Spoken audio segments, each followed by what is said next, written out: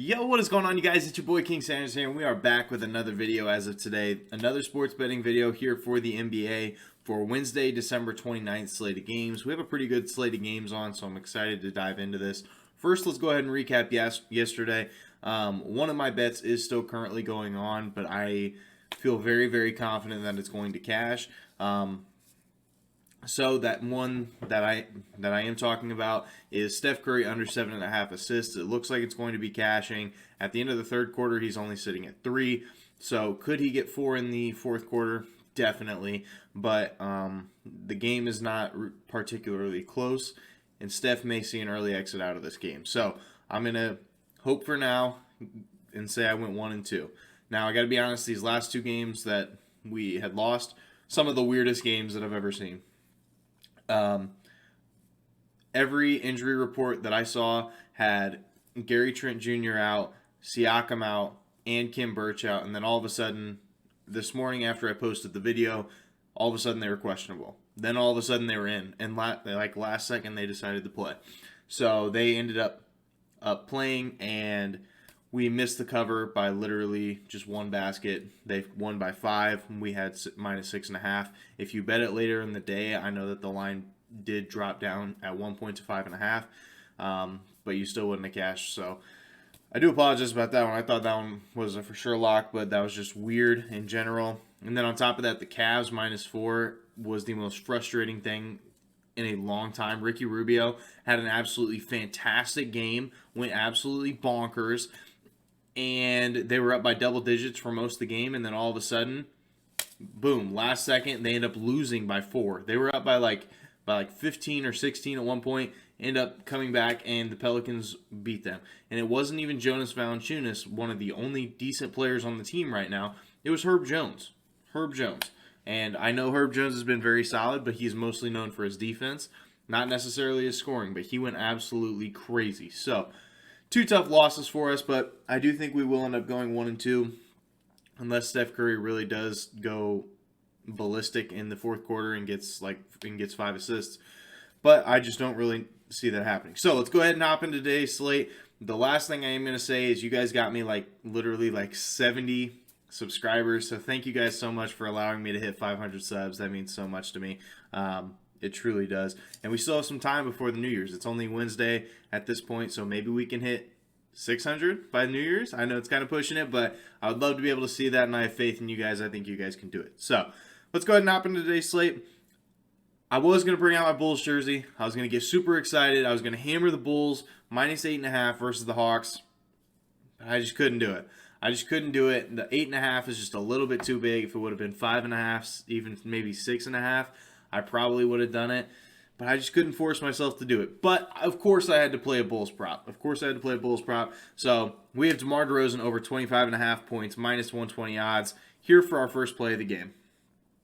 Demar has cashed this in his last 4 home games, just straight up. In his last 4 home games, he has been absolutely showing out, and that is where he's really thrived. He has kind of found his home here in Chicago, at least for this later part of his career, and everybody loves him in Chicago, and so he has been showing out for him.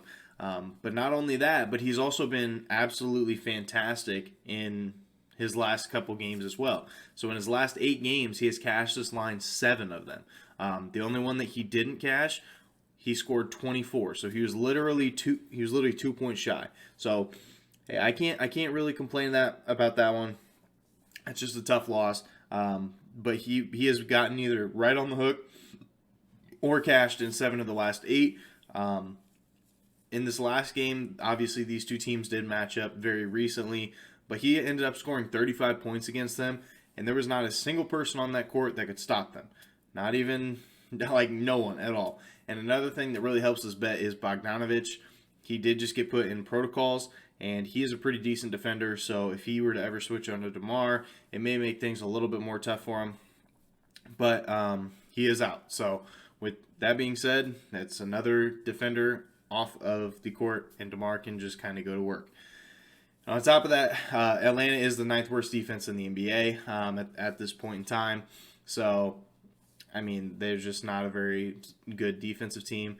And with all the injuries and stuff that they have, it's just going to be tough for him. That's for sure. So that is going to be my first play. Demar Derozan over 25.5 points, minus 120 odds.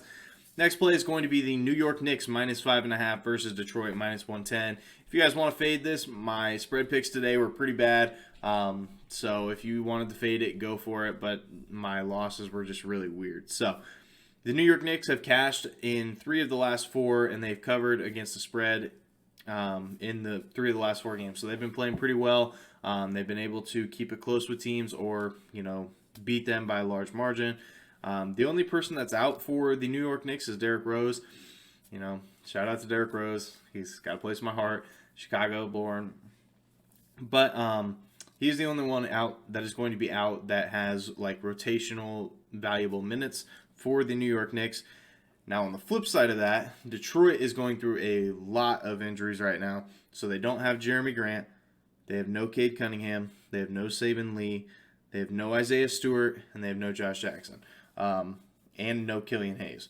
So that is a lot of players that are out. And those are players that do have a pretty big impact on the team. Another person that's out is Corey Joseph. I saw that on the injury report. So no, Corey Joseph is also, it's not game-changing by any stretch of the imagination. But it is still very tough. It is still very tough for that team. That's going to be another body that they aren't going to be able to throw out there. The New York Knicks on the road have actually been pretty good. So as an away favorite, they're 5-2 against the spread. And then as just an away pick in general, or just as an away team, they are 9-7. So on the road, they've been a pretty solid team. They've profited more than they have lost you money. And so I'm going to go ahead and ride with it. I think that this is a bet that definitely can cash for us. Unless if some weird protocol thing happens again and messes with us on the New York Knicks. But I have pretty good faith in this one. So New York Knicks minus 5.5, minus 110 odds. Our next play of the day is going to be Luke Kennard under 14.5 points versus Boston minus 110 odds. Luke Kennard hasn't been great as of recently. He has not cashed this line in his last 4 games in general. And then on top of that, Boston's actually been a pretty solid defensive team in the last 3 games. So in the last 3 games, they have been 14th in defense, so a little bit above the average, I would say. So nothing too crazy. Celtics also give up the 3rd fewest points to opposing small forwards, which is where Luke Kennard is technically playing. They kind of have a rotation right now of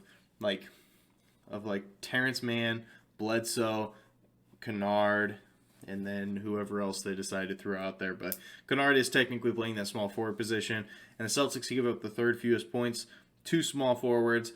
Now, I know that Jason Tatum has been out as of recently, and you might be saying that might make the defense a little bit worse. But actually, it's kind of done the exact opposite, surprisingly. So, in the last 4 games against the Celtics, here are the small forward numbers. So, in the last 4 games, the small forward of the opposing team has scored 5, 17, which was Chris Middleton, so a very, very good small forward. He scored 17, and then 6, and then 7. So nobody's even put up double digits besides Chris Middleton, and I think that trend does continue tonight against the Boston Celtics for Luke Kennard. So that's going to be my 3rd play, Luke Kennard under 14.5 points versus Boston minus 110 odds. Now, I do have one more play as well. This one is kind of a stars have to align sort of thing. But I truthfully do like it.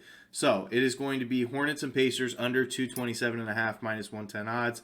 The Hornets have went under their line in the past 3 games, and I get why that the odds makers are making this line so high, because the Hornets, they do play at a fast pace and they don't play a lick of defense. But they have gone under in the past 3 games.